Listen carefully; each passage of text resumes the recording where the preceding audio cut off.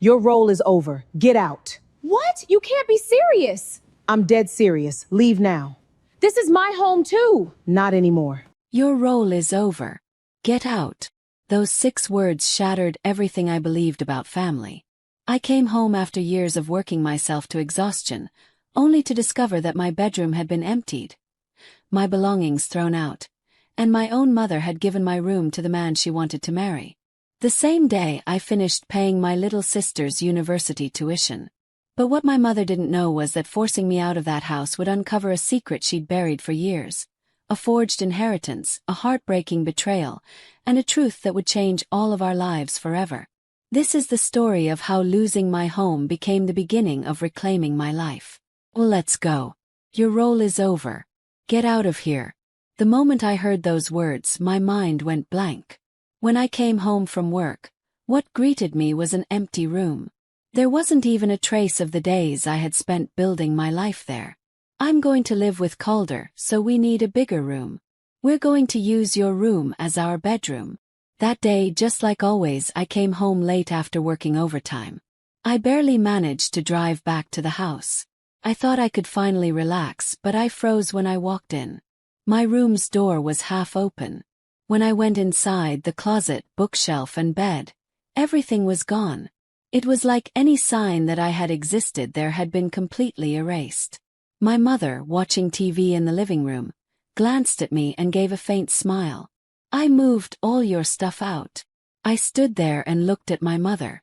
What do you mean? My voice was so faint it nearly vanished. But she seemed to hear it perfectly. I'm going to live with Calder. So we need a bigger room.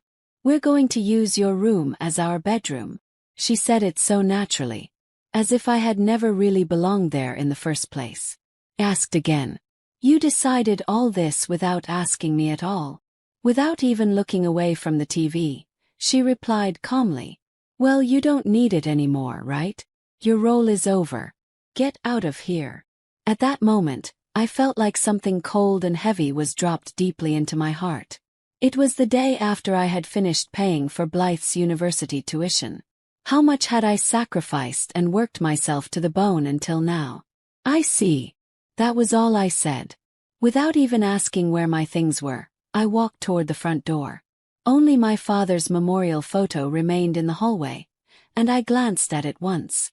When I opened the door, the damp air and silence of the night wrapped around me. I just had to get out of that house. With that single thought, I took my first step and my phone vibrated. The screen said Blythe. The timing was too perfect, and I hesitated for a moment. When I answered, her cheerful voice rang out. Big sis, you won't believe what just happened. I took a deep breath and replied in a calm voice. What is it? I got selected as an outstanding student, and I'm going to get a scholarship. Isn't that amazing? I almost cried. It was truly wonderful news. I was proud of her from the bottom of my heart. It felt like all the time and support I had given her hadn't been wasted. But more than that, there was something bitterly ironic about hearing it right now. That's great.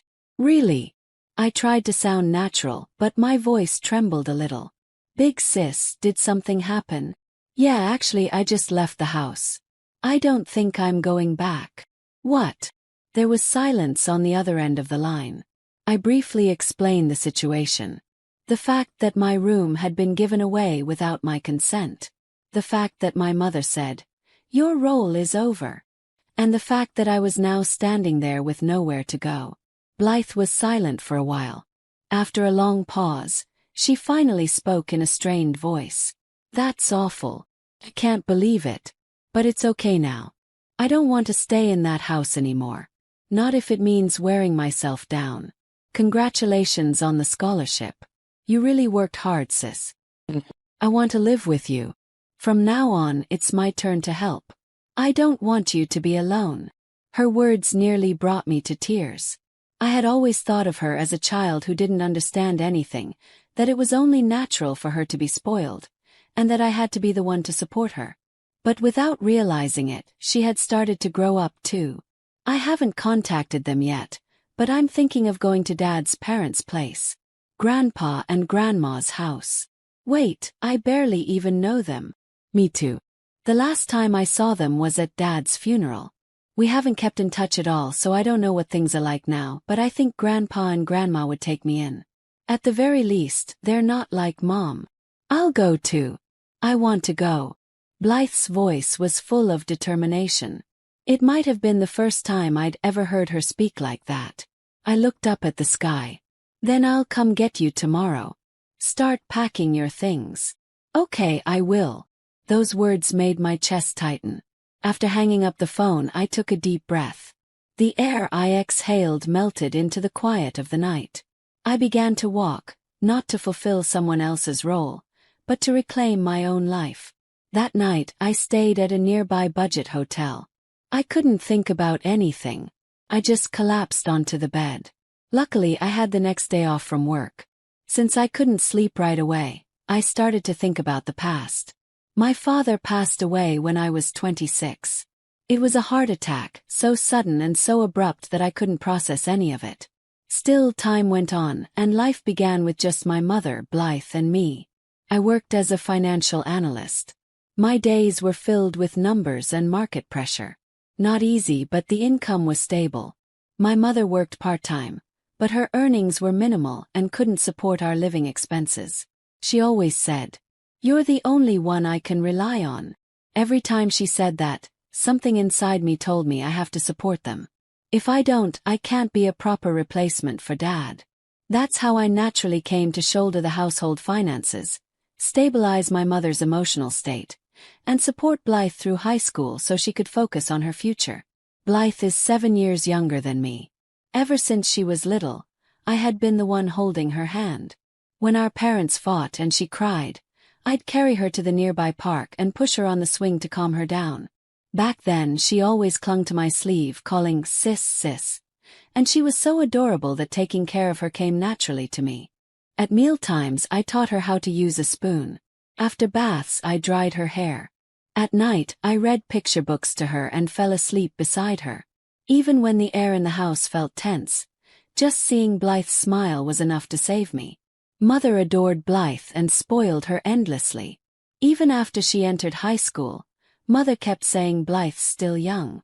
I'll let her enjoy herself and gave her almost everything she wanted. A smartphone, trips, concert tickets. Most of those were paid for from my income. Meanwhile, I never went on trips, owned no brand name items, and spent nearly everything for the family. Every payday, I covered Blythe's tuition and living expenses, Mother's costs, and even the house payments, and I never complained. I paid for Blythe's college expenses over 2 years, spending more than $41,600 in total. Rather than showing gratitude, Mother acted like it was simply expected. Even when I got home late at night, she was laughing in front of the TV. At home, I wasn't seen as a daughter. I was treated like a manager, someone responsible for keeping the emotions and finances in check. That's how I became connected to the family. Not by love, but by duty. But I had reached my limit. Still, I didn't want Blythe to feel the loss of our father too deeply. So, I had resolved to hang on, at least until she graduated. Around that time, Mother started bringing a man named Calder into the house. At first, she said they were just having dinner together, but over time, his visits became more frequent. Before I knew it, he was lounging around like it was his home, and he and Mother were quietly preparing to live together without my knowledge. I never liked Calder very much. He had a way of speaking that felt condescending, like he looked down on others. It always seemed like he was trying to draw us into Mother's world, and I just couldn't stand it. But Mother was completely smitten with him.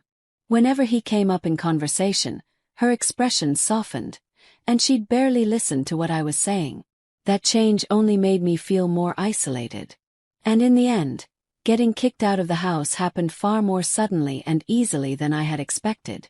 While I was thinking about all of that, I must have fallen asleep. The next day, I went with Blythe to our grandparents' house. Standing at the front door, my chest tightened. It had been years since I last visited. The last time I was there, my father was still alive. It was the summer after I graduated from university. We had visited together. I remembered him being genuinely happy to see his parents again while I sat beside him feeling a bit shy. The next time I saw my grandparents was the day of my father's funeral. When I rang the doorbell, I heard footsteps almost immediately. The door opened and my grandfather appeared. Elric. His eyes widened, then softened into a gentle smile. Hi, Grandpa. It's been a while. Blythe's with you too. What's going on? Come in. Come in. It's cold out there. Grandma quickly came running from the living room and embraced us. Her warm arms made me want to cry. It's been so long. I'm so glad you both came. We were led to the living room and served hot tea. The familiar scent of old furniture and carpet gently wrapped around us. On the wall hung an old family photo of my father in his younger days. It felt nostalgic yet somehow distant. Our grandparents were truly happy to see us. Even before we explained everything, their eyes seemed to already understand. You must have been through a lot, Grandpa said. You don't have to talk about it if you don't want to. But this is your home. No need to hold back. With those words, something that had been tightly wounded inside me finally unraveled. Thank you. Truly thank you. Blythe also bowed her head repeatedly, her eyes full of tears. The days that followed felt almost too peaceful, like the life we'd known before had been a lie. Grandma prepared a warm breakfast every morning, and Grandpa tended to the garden saying, "Spending time like this really calms the heart." Blythe went to university during the day, helped with housework in the evenings, and started a part-time job at a nearby cafe on weekends. Her change was visible.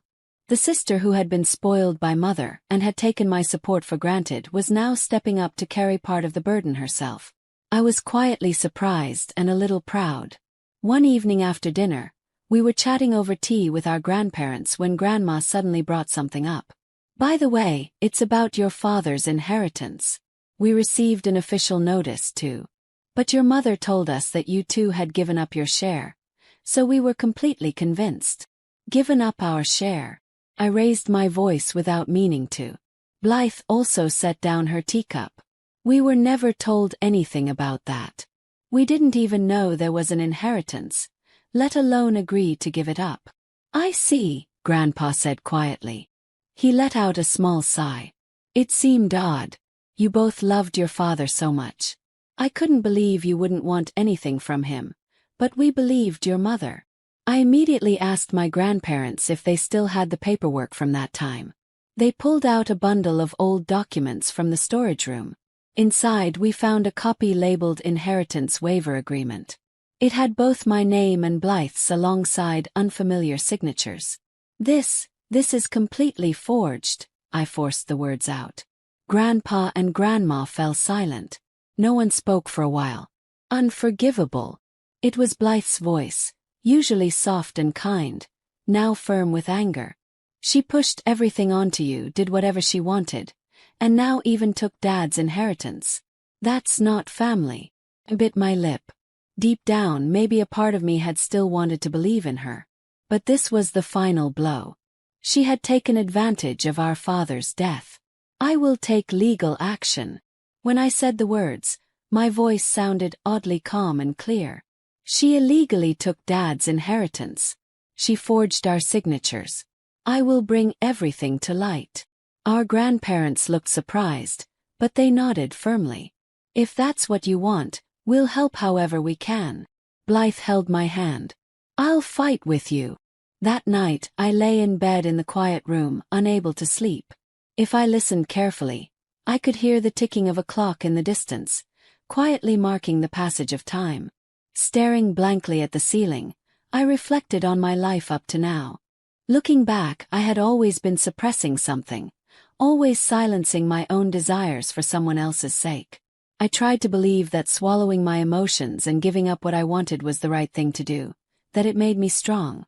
But maybe I was wrong. Now I finally realized something. It's okay to choose to stand up for myself. And making that choice isn't selfish at all. Coming to this house was truly the right decision. There are people here who support us no matter what, who give us warmth that words can't describe. And that's why I decided to act. The next morning I woke up and immediately got moving. My first stop was a law office. I sat down in front of the female lawyer I had made an appointment with, took a deep breath, and began explaining everything. My father passed away 5 years ago. Soon after, my mother claimed that we had given up our rights to the inheritance. But neither my sister nor I ever expressed such intent. The signatures were forged. The lawyer nodded as she took notes. Then she looked up at me and asked calmly, "Do you have a copy of the documents?" I pulled the waiver copy we had found at my grandparents' house from my bag. As soon as she looked at it, her expression stiffened. The date format, the handwriting, they're all suspicious. If we send this for handwriting analysis, there's a high chance it will be ruled a forgery. I nodded silently. "What you're describing could lead to both civil and criminal actions," she continued. "First, we file a civil lawsuit to recover the unjustly gained assets and demand a reassessment of the inheritance. In addition, since the signatures were likely forged, we can also consider a criminal complaint for document falsification and alteration of private documents."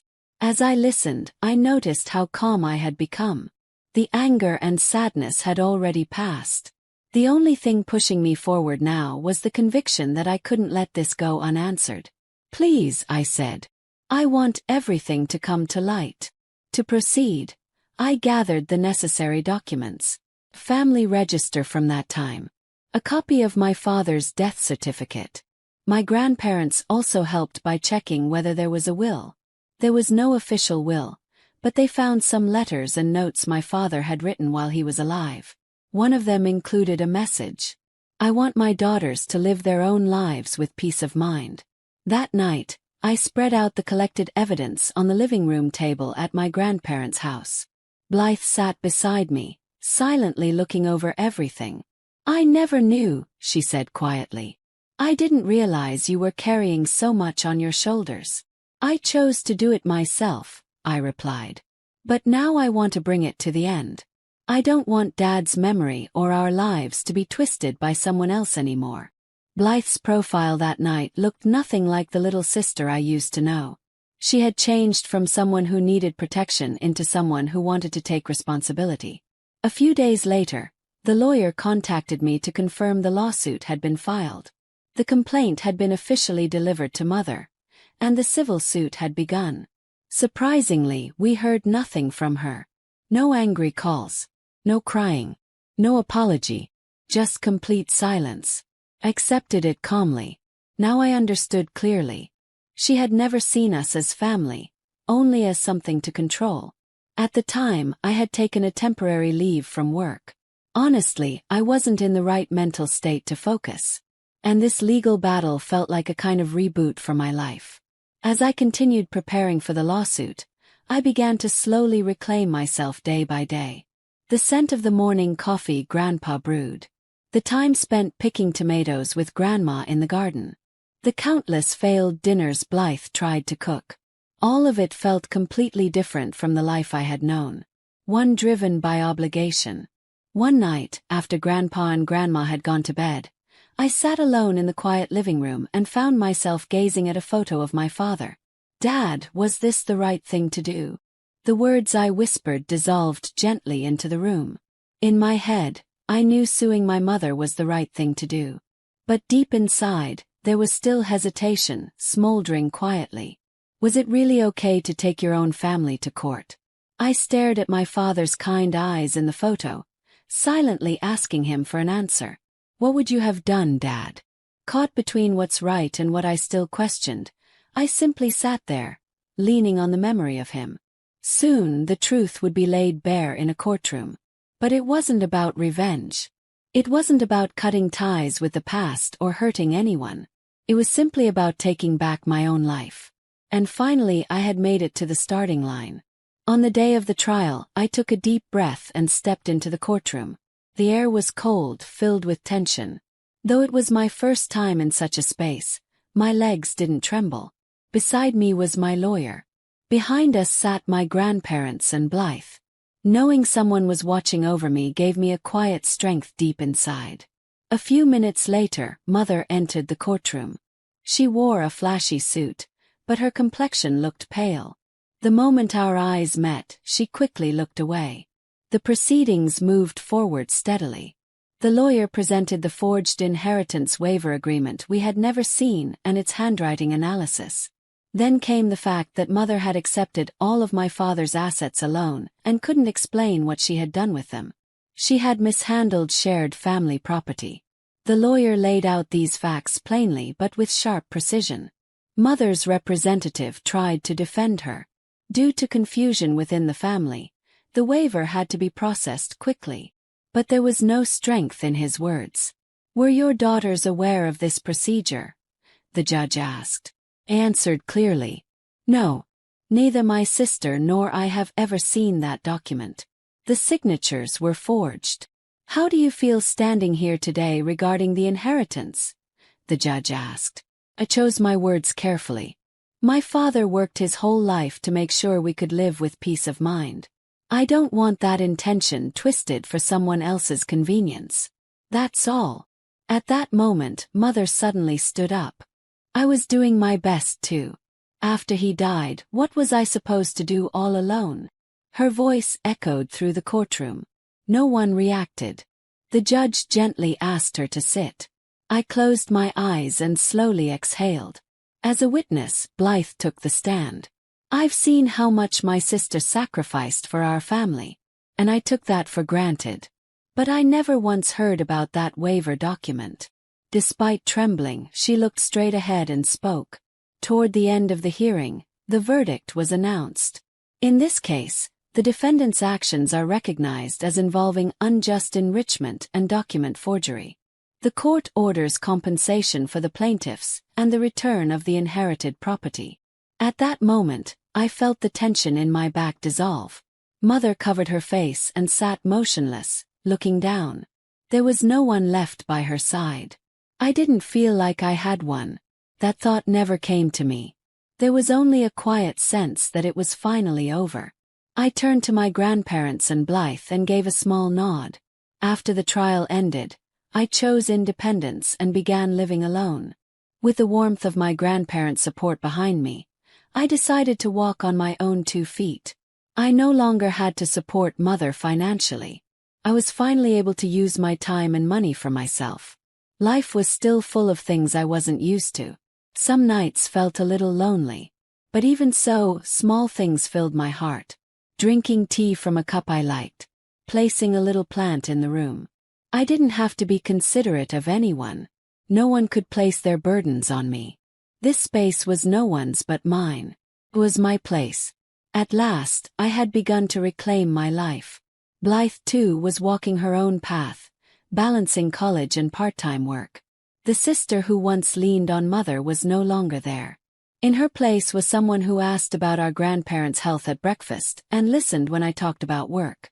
I returned to the office. After several months on leave, I was deeply moved when my boss and co-workers welcomed me back just as they always had. This time I wasn't working just to exhaust myself. Now I was living for myself. And I was finally starting to believe that. But that didn't mean my heart was completely healed. Even after we cut ties, I heard Mother was still telling relatives things like, "My daughters betrayed me. They abandoned their family." To her, I had always been the daughter who was supposed to support her. The moment I stopped fulfilling that role, I became a traitor. Even so, I drew a boundary for the sake of reclaiming my life. Putting distance between myself and Mother was not a sin. If I had kept carrying everything, I would have broken. Still, sometimes I wondered, did I truly make the right choice? In the quiet of the night, guilt sometimes crept in, asking whether I had abandoned my family. There was still a version of me that once loved her. Those memories hadn't completely disappeared. Family isn't just about blood. If staying together only causes pain, then walking away is also a form of protection. Those were the words Grandma once said to me. They gave me peace. One day a relative called. "I ran into your mother at the supermarket. She looked really thin. Seems like living alone is hard on her." Apparently, Calder left her. She quit her job too. With no one to support her, she's living in an old apartment, chased by debt. Felt no pity. No anger. Maybe mother was someone who could only feel self-worth by controlling others. Maybe she made me shoulder the responsibility because she was terrified of standing on her own. But I would never return to that world. If I tried to save her, I'd only be used again. That was the one thing I promised myself never to repeat. That weekend, we all gathered at my grandparents' house for dinner. During the meal, Blythe spoke up. "Hey sis, after I graduate, I think I want to become a psychologist. I want to be someone who can stay close to people's hearts." Smiled.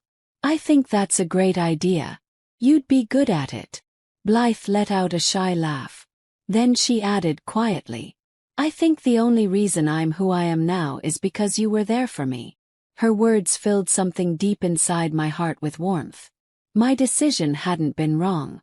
By cutting ties with the past, I had made room for this calm, gentle life. Here we had something we could never have found in a life of control and sacrifice. An equal and tender bond. I picked up the framed photo of my father and spoke softly. "Dad, I finally found a place I can truly call family. Thank you. I know you were watching over us all along. This is the future I chose. A life that belongs to me alone. Without being exploited. Without being sacrificed. Alas, this is where it begins."